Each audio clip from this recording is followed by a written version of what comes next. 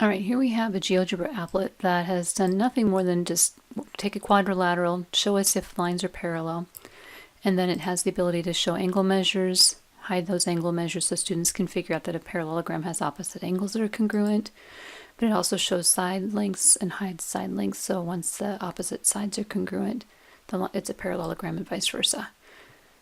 And so the next thing to do is to look at the diagonals of the parallelogram.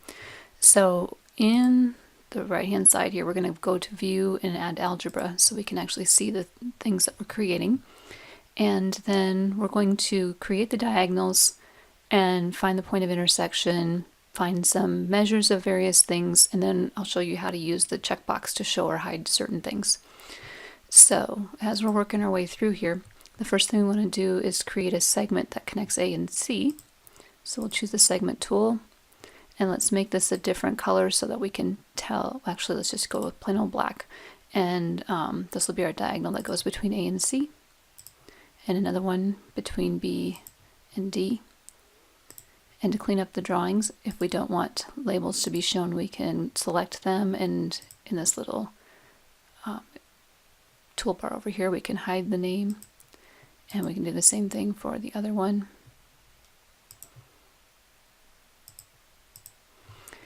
And we can find a point of intersection.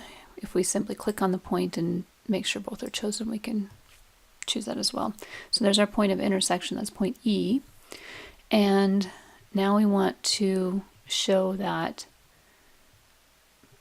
we want to help let the students figure out when diagonals are congruent, and we also want them to help figure out when they have right angles and so forth as far as the diagonals are concerned. So let's go grab the segment tool, and this time let's change the color of the segment so that we can tell which ones we're working with. So I don't think we've used orange yet, so we'll pick on orange. And segment AE now has the ability to be labeled, so we're going to give it a label of just the value so we can see how long it is. We'll do the same thing with A to C. And then we can do the other diagonals. Keep them orange if we choose to. And now they're labeled by their length. And then finally we're going to want to have an angle measure given. And so we'll measure counterclockwise. So we get an angle between 0 and 180 degrees. And that should be enough without getting things too crazy for students to be able to see. They should know that they have supplementary angles when they have linear pairs, vertical angles, and so on. So to keep from complicating the drawing too much, but let's change this angle measure to not show the epsilon, just the value. Alright, so to avoid having this look too complicated and have too much stuff going on, now we're going to create a checkbox that's going to allow us to show the diagonals. And so to do that, we're going to click on checkbox and click off to the side, and the caption is going to say show diagonals. And then it will want to know which things we want to include when we're showing diagonals. So these are those segments L, M, N, and P, in addition to J and K. So we want to pick segments J, K, L, M, N, and P from our drop-down menu.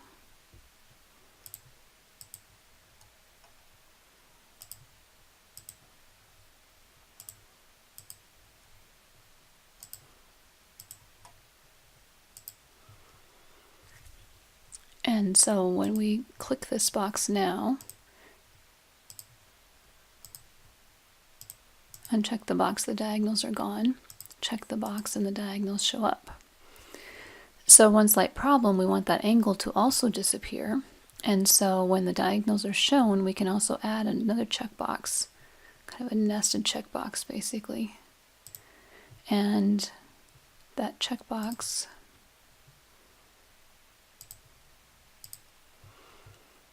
is going to say show angle measure, or show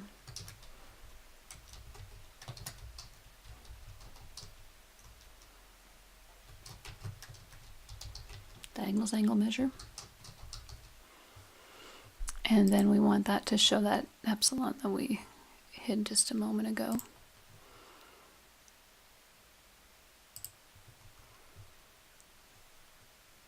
And I believe this can be nested as well. So first of all, we can right click and uncheck the fixing of it so that it doesn't stay in one spot until we want it moved back. And diagonals are gone. I can also have E be hidden when that happens. And so we want to modify the settings of this particular checkbox. And I believe, if I remember right, we have to go back and recreate the checkbox because I don't think it has the ability to be modified. Now, to make this checkbox appear and disappear when we need it to, it's based on the fact that the diagonals are shown. So diagonals are shown as a true if O is true or if O is checked. So if we uncheck that, now the diagonals, when I uncheck that, O becomes false and now it's true again.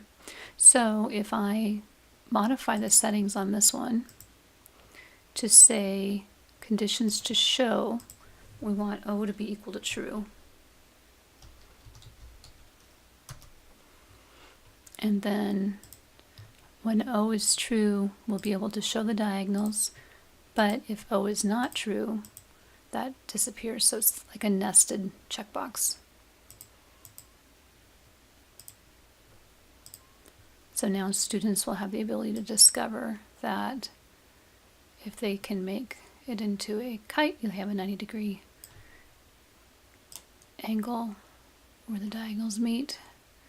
Same thing will happen with a rhombus or square.